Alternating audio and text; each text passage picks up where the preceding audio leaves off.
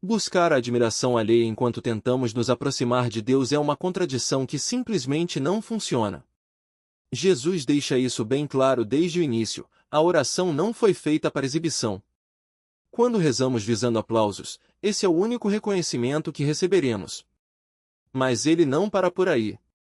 Além de nos alertar contra a hipocrisia, também nos adverte sobre outro erro comum: não devemos orar como os pagãos. Sim, ele diz isso textualmente. No versículo 7, encontramos: e, orando, não useis de vãs repetições, como os gentios, que pensam que por muito falarem serão ouvidos. Certa vez, a filha de um ateu confessou a uma amiga que havia crescido sem qualquer crença religiosa.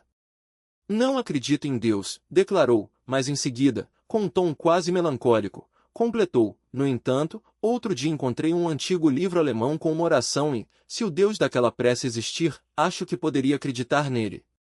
A amiga, curiosa, perguntou qual era a oração. A resposta veio devagar: Pai nosso, que estás nos céus. A oração do Senhor é uma das provas mais contundentes da existência de Deus. Afinal, como um simples ser humano poderia conceber palavras tão profundas e universais se não fosse por uma revelação divina? Essa prece, registrada em Mateus 6, é apenas uma das muitas que Jesus fez ao longo de sua vida. Sabemos de pelo menos 20 momentos em que ele orou. Lucas 3 nos conta que, durante seu batismo, Jesus orou. Mais tarde, quando as multidões o cercavam, ele percebeu o risco de uma devoção mal direcionada e, antes mesmo do amanhecer, buscou a solidão para conversar com o Pai. Antes de escolher seus 12 apóstolos, passou a noite inteira em oração. Há também a oração sacerdotal, registrada em João 17, e, claro, a súplica no Getsêmani, onde ele se rendeu à vontade divina com as palavras: contudo, não seja como eu quero, mas como tu queres. Mas a prece mais conhecida associada a Jesus é, sem dúvida, o Pai Nosso. Que privilégio é poder dedicar alguns instantes para aprender com ela não apenas como orar, mas como viver em sintonia com a vontade de Deus. É curioso notar que os discípulos nunca pediram a Jesus que os ensinasse a pregar ou a liderar. O que eles sentiam, e que também sentimos, era a necessidade de aprender a orar. Senhor, ensina-nos a orar, pediram. Antes de apresentar a oração propriamente dita, Jesus estabelece algumas orientações fundamentais. Em Mateus 6, ele começa com advertências importantes. A primeira lição é clara: não devemos orar como os hipócritas. Jesus usa essa palavra de forma direta. No versículo 5, ele diz: e, quando orares, não sejas como os hipócritas, pois gostam de orar em pé nas sinagogas e nas esquinas das ruas, para serem vistos pelos homens. A hipocrisia na oração está mais preocupada com a pose do que com a piedade. Na época de Jesus, os fariseus tinham horários fixos para rezar: 3, 6, 9 e 12 horas. Onde quer que estivessem quando chegava a hora, paravam e oravam em voz alta. Alguns até planejavam seus trajetos para garantir que estivessem nos lugares mais movimentados na hora certa. Ao meio-dia, por exemplo, posicionavam-se no centro da cidade e, no momento exato, erguiam as mãos e começavam a orar. As pessoas ao redor comentavam: que homem espiritual! Jesus, porém, nos adverte: não orem assim. Orar de forma hipócrita é priorizar a aparência em vez da conexão com Deus, é se importar mais com quem está assistindo do que com aquele que está ouvindo. Isso não significa que orações públicas sejam erradas. Alguns grupos interpretam essas palavras de Jesus como uma proibição a qualquer prece coletiva, mas isso é um equívoco. Os evangelhos mostram que Jesus orou em público em várias ocasiões, e o livro de Atos registra inúmeros momentos em que os primeiros cristãos oraram juntos. Há espaço para oração comunitária, desde que seja sincera e nunca substitua o diálogo íntimo e pessoal com Deus. Uma das verdades mais impactantes ao estudar o Pai Nosso é esta: é impossível buscar impressionar os outros e, ao mesmo tempo, estabelecer uma conexão verdadeira com Deus. Jesus não deixa margem para dúvidas. A oração não é um espetáculo. Se nosso objetivo é o reconhecimento humano, esse será nosso único prêmio. Mas ele vai além e nos alerta sobre outro perigo: não devemos orar como os pagãos. No versículo 7, ele é explícito: não useis de vãs repetições, como os gentios, que pensam que por muito falarem serão ouvidos. Alguém poderia perguntar: os pagãos oram? Sim, e Jesus aponta um erro comum entre eles: a repetição vazia. A ideia de que, ao repetir as mesmas palavras várias vezes, como um mantra espiritual, conseguiremos chamar a atenção de Deus. E, sejamos honestos, até mesmo nós, cristãos que cremos na Bíblia, às vezes caímos nessa armadilha. Jesus nos adverte a não nos aproximarmos de Deus com orações mecânicas, mas com palavras que brotam de um relacionamento genuíno, não de um ritual vazio. É interessante notar que, antes de apresentar uma das orações mais repetidas da história, Jesus faz questão de nos alertar contra a repetição sem sentido. Na parábola do fariseu e do publicano, há uma frase intrigante: o fariseu, em pé, orava consigo mesmo. Já parou para pensar nisso? Você já ouviu alguém orar consigo mesmo, como se Deus fosse apenas um ouvinte secundário? Jesus nos adverte que a oração não pode ser assim. Em algumas culturas, as pessoas escrevem suas preces em papéis e os colocam em rodas de oração, acreditando que cada giro envia a súplica aos céus.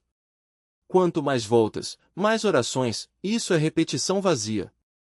A oração verdadeira é sobre Deus desejar nosso coração, não nossas palavras vazias.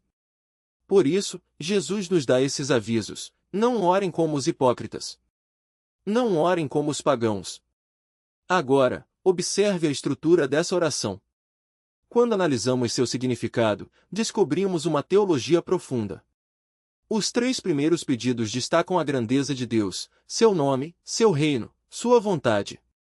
Já a segunda parte da oração ressalta a fragilidade humana: dá-nos o pão de cada dia.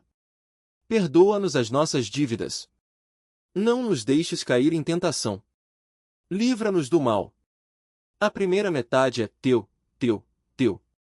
A segunda é a nós, nós, nós. Deus é glorioso, poderoso e majestoso.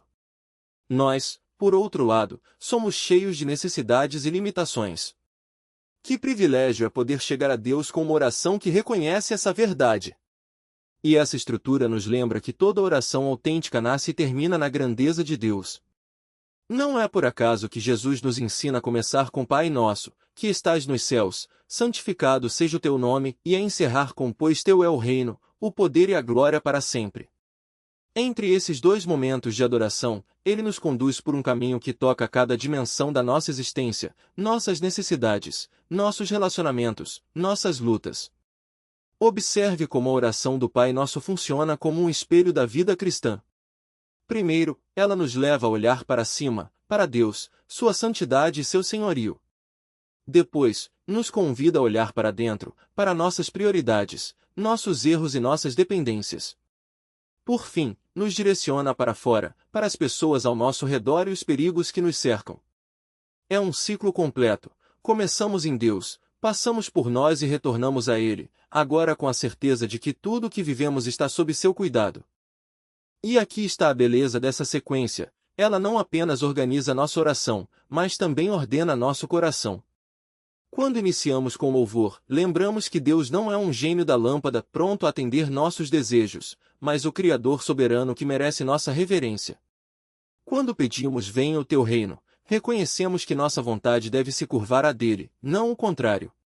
E quando chegamos ao pedido pelo pão de cada dia, não é por acaso que ele vem depois de termos alinhado nossa vida com os propósitos divinos.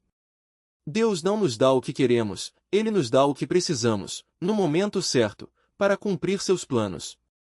O mesmo princípio se aplica ao perdão. Jesus não diz perdoa-nos as nossas dívidas como um pedido isolado, mas o conecta diretamente à nossa capacidade de perdoar os outros.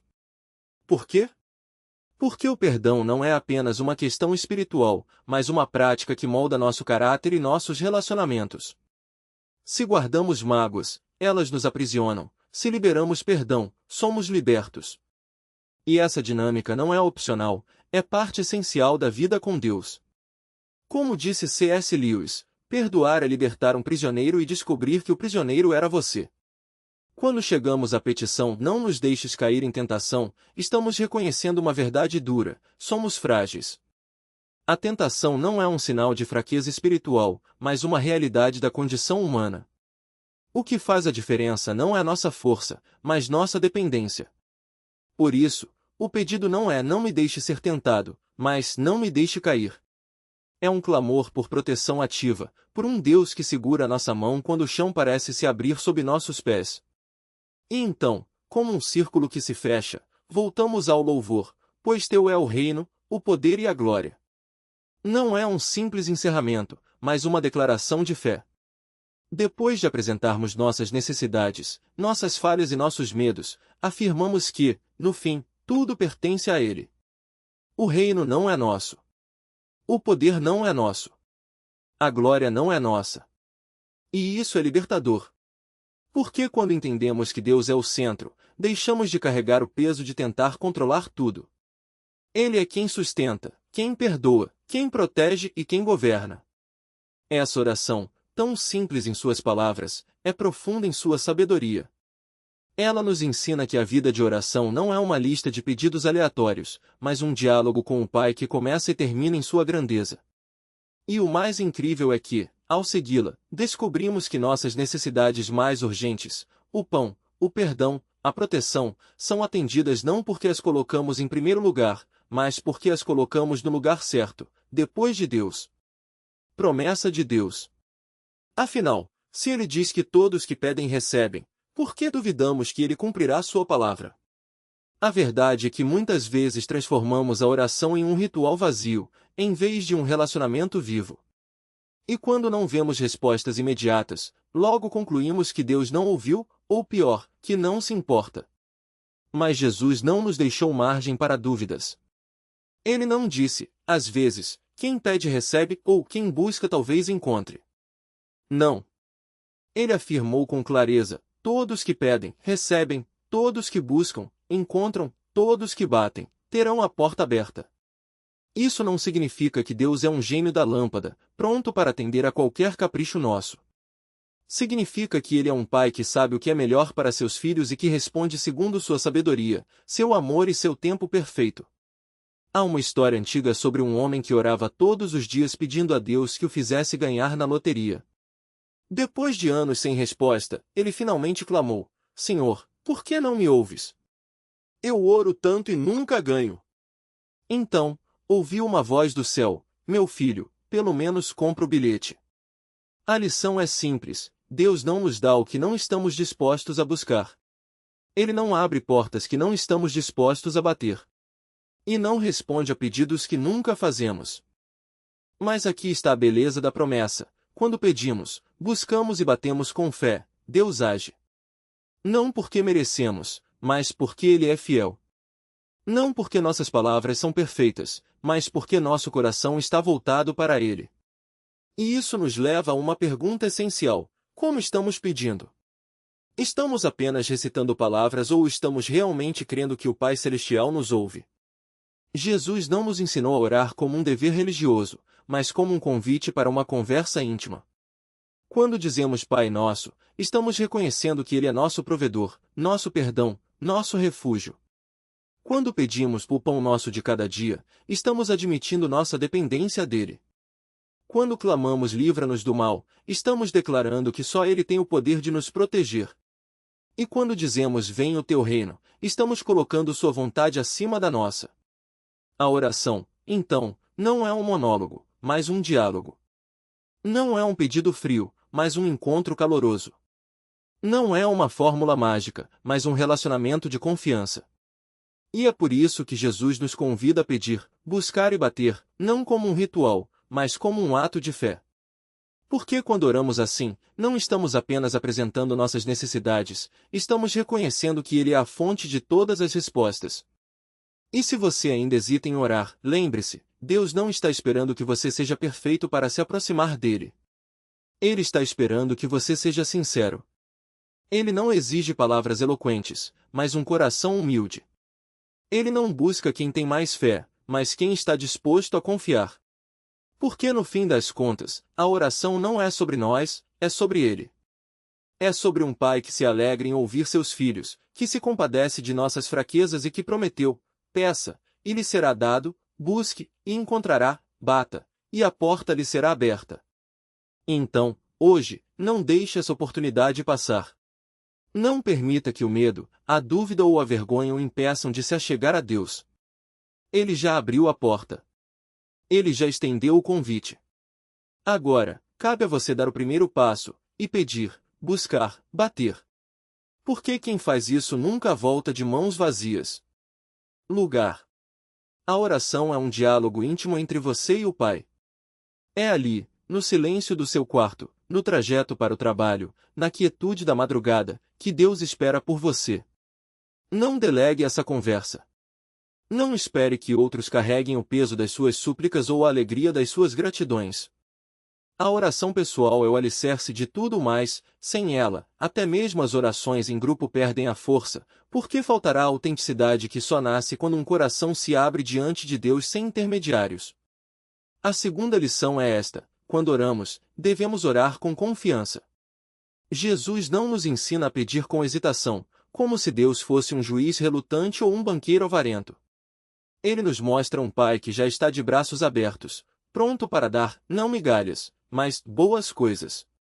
A palavra grega usada aqui, ágata, refere-se a dons que são intrinsecamente bons, não apenas úteis. Deus não nos dá pedras quando pedimos pão, Ele não nos entrega serpentes quando clamamos por peixe. Ele nos dá exatamente o que precisamos, no momento certo, da maneira certa. Isso não significa que sempre receberemos o que queremos, mas que sempre receberemos o que é bom para nós. E aqui está o segredo: a confiança não está em nossa capacidade de pedir certo, mas na bondade de Deus em responder. Por fim, a terceira lição: orar é um ato de dependência. Quando nos ajoelhamos, reconhecemos que não somos autossuficientes. Que não temos todas as respostas. Que, por mais que planejemos, controlemos ou nos esforcemos, há realidades que só Deus pode mudar. E isso não é fraqueza, é sabedoria. A dependência de Deus é a única independência verdadeira, porque nos liberta da ilusão de que podemos dar conta de tudo sozinhos. Quando pedimos, buscamos e batemos, estamos dizendo: Pai, eu preciso de Ti. Confio em Ti. Entrego a Ti. E essa entrega é o lugar onde a paz e a provisão se encontram. Então, hoje, ao fechar este texto, quero deixar uma pergunta simples: o que você tem deixado de pedir a Deus por medo de incomodá-lo, por dúvida de que Ele ouvirá ou por vergonha de admitir que precisa? Lembre-se, Ele já sabe. Ele já espera. E mais do que isso, Ele já tem o que você precisa, guardado em gavetas celestiais, pronto para ser entregue no momento certo. A única coisa que falta é você abrir a boca, estender as mãos e dizer: Pai, aqui estou. Porque, no fim das contas, a oração não é sobre a perfeição das nossas palavras, mas sobre a sinceridade do nosso coração. E um coração que clama, por mais quebrado que esteja, nunca é ignorado por um Deus que se alegra em responder. Em nome de quem? Em seu próprio nome. Cada um de nós é chamado pessoalmente a orar, e é um chamado que não pode ser transferido. Se você precisa, peça pessoalmente. É uma ordem. Em segundo lugar, devemos orar de forma específica. Permita-me dar um exemplo. Sua oração deve ser tão clara que, quando Deus responder, você reconheça imediatamente: Senhor, preciso disto, e preciso até amanhã. É assim que os novos cristãos oram. Eles não complicam. Ouviram dizer que Deus responde às orações e simplesmente acreditam. Ainda não aprenderam todas as razões religiosas pelas quais isso não poderia ser verdade. Eles vão a Deus e dizem: Deus, sou eu, é isto aqui, é o que preciso. E é exatamente assim que devemos orar, direto e específico. Nada é pequeno demais para entrar na nossa lista de pedidos. Ele se importa com você, e se você pensa: mas não quero incomodar Deus com isso, lembre-se de que está falando do Deus infinito, que tem capacidade de cuidar de cada detalhe de cada um de seus filhos, incluindo você e incluindo a mim. Por isso, precisamos orar pessoalmente, de forma específica e, acima de tudo, persistente. Eu disse no início que não precisamos bater na porta e implorar, e isso é verdade. Mas também é verdade que devemos continuar orando. Deus não responderá necessariamente na primeira vez. No grego do Novo Testamento, existem dois tipos básicos de imperativos. Um é chamado de aoristo, que indica uma ação única e definitiva.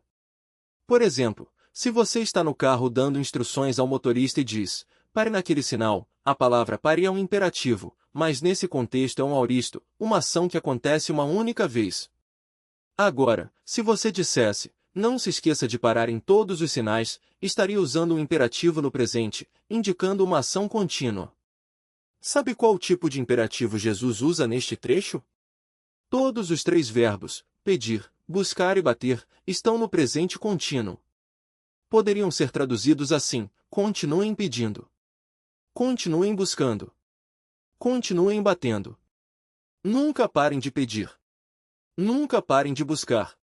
Nunca parem de bater. Apenas persistam. Tragam suas orações a Deus sem cessar. Se você acredita que seu pedido é legítimo, continue pedindo, continue buscando, continue batendo. E aqui vai um parêntese importante: enquanto você faz isso, Deus pode não responder a sua oração exatamente como você espera, mas Ele certamente transformará. Ele quer nos ensinar, por meio da oração persistente, a esperar nele e a vigiar. Enquanto oramos e observamos, Deus age em nós como bem deseja. Vivemos em um mundo cheio de ruídos, pressões e distrações. Muitos crentes oram, mas poucos realmente se conectam com Deus. Jesus mesmo nos advertiu sobre isso, não uma, mas duas vezes. O Dr. David Jeremias nos leva a uma análise profunda de Mateus 6, onde Jesus revela o coração da verdadeira oração. Para ele, orar não é impressionar os outros. No momento em que oramos buscando reconhecimento, Jesus diz que essa é a única recompensa que teremos. Na antiga Israel, alguns fariseus planejavam suas agendas em torno dos horários de oração pública, não para buscar a Deus, mas para serem vistos pelos homens. Ao meio-dia, posicionavam-se nos lugares mais movimentados da cidade. Quando o relógio marcava a hora, erguiam a voz de forma dramática. Quem os via pensava, esse, sim, é um homem santo. Mas Jesus disse, eles já receberam sua recompensa. Para o Senhor, a postura estava correta, mas o coração, não. Então, Jesus faz um segundo alerta, que muitos cristãos ainda ignoram hoje: não usem repetições vazias como os pagãos. Eles acreditavam que muitas palavras forçariam Deus a ouvir, mas Jesus nos lembra que não é o tamanho da oração que importa, mas a sinceridade. O Dr. Jeremias conta a história de uma jovem criada sem religião, ateia por tradição. Um dia, ela encontrou um velho livro alemão com uma oração dentro. Ela disse, se o Deus desta oração existe, acho que poderia crer nele. Seu amigo perguntou, que oração? Lentamente, ela respondeu, Pai Nosso, que estás nos céus, o Pai Nosso. Simples, poderoso, inegável. Uma oração que não poderia existir se Deus mesmo não tivesse revelado sua natureza à humanidade. Jesus orava constantemente, em seu batismo, antes de escolher os discípulos, antes do amanhecer, quando as multidões o cercavam, e no Getsêmani, onde clamou, não seja feita a minha vontade, mas a tua. Mais de 20 vezes nas Escrituras, vemos Jesus orando, não por ritual, mas por relacionamento. Quando os discípulos observaram sua vida, não pediram, Senhor, ensina-nos a pregar ou ensina-nos a liderar. Eles disseram, Senhor, ensina-nos a orar, porque a oração era o centro de sua existência, e deve ser o centro da nossa também. O Dr. David Jeremias nos convida a voltar ao coração da oração, não uma performance pública, não repetições vazias, mas uma conexão humilde e sincera com nosso Pai Celestial. Que esta mensagem o conduza de volta ao lugar onde a verdadeira oração começa.